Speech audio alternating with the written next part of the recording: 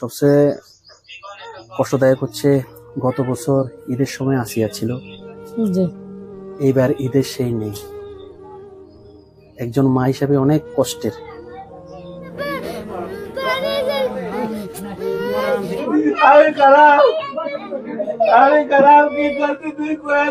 সবার জীবনে বিশেষ দিনগুলোর সবসময় আনন্দের হয় না।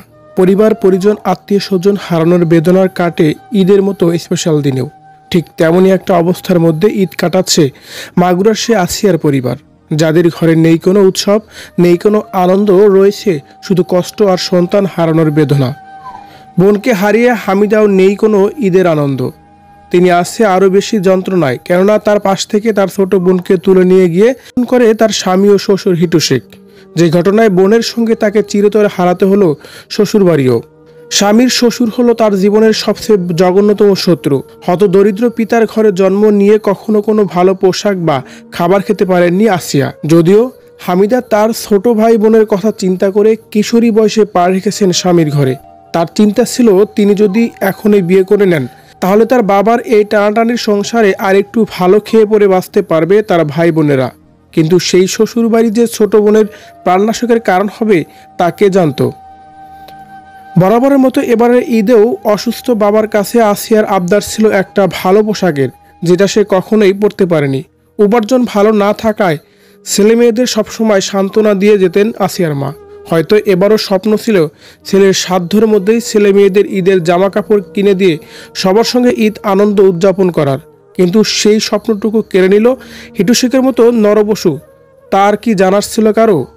এদিকে সন্তান হারিয়ে তার পরিবার নেই কোনো ঈদ উৎসব, নিজেদের মধ্যে সন্তান হারানো আর্তনাদ, আর রয়েছে শুধু প্রতিশোধের আগুন। কখন ফাঁসির দড়িতে ঝুলবে হিটু শেখ? শ্বশুর বাড়ি শুধু ছোট বোনের প্রাণনাশকের কারণে নয়, তিলে তিলে শেষ করে দিয়েছে হামিদার জীবনটাকেও। হামিদা যে স্বীকারোক্তি দিয়েছেন তাতে তিনি ছিলেন স্বামী সদীপ শেখের বাড়িতে শ্বশুর হিটু শেখের ভোগের পুণ্য। তার যথাযথ মর্যাদা ওই বাড়িতে তাকে কেউই দেয়নি, শুধুমাত্র যে যার প্রয়োজনে তাকে ব্যবহার করেছে। যদিও স্বামীর সংসারের প্রতি মন ভেঙে গেছে অনেক আগেই হামিদার, তিনি বারবার পরিবারের কথা চিন্তা করে কখনো কোনো অতিরিক্ত সিদ্ধান্ত নিতে পারেননি। এতবার এই ঈদের দিনেও হিটু শেখের একটা ঘটনা ঈদ আনন্দ মাটি হয়ে গেছে দুই পরিবারের। আসিয়ার পরিবার আসিয়াকে হারিয়ে শোকাহত, আর অন্যদিকে হিটু শেখের গোটা পরিবার কারাগারে ভুগছে প্রাণনাশকের আশঙ্কায়। কেননা উল্লেখিত ঘটনায় ফাঁসি যে অনিবার্য সেটা তো বলাই যায়। হিটু শেখের ভিটা মাটি পর্যন্ত ভেঙে দিয়ে উচ্ছেদ করে দেওয়া হয়েছে, এবং কি 65 বছরের বৃদ্ধা মাকে একা করা হয়েছে। রাস্তায় রাস্তায় ঘুরে বেড়াচ্ছে সেই বৃদ্ধা। তিনি এই ঈদের দিনেও রাস্তায় রাস্তায় ভিক্ষা করছে, যদিও অন্যায়টা তিনি করেননি, কিন্তু সন্তানের অপরাধের শাস্তি যে কখনো কখনো মা বাবাকেই পেতে হয় তার বাস্তব প্রমাণ যেন এই হিটু শেখের মা।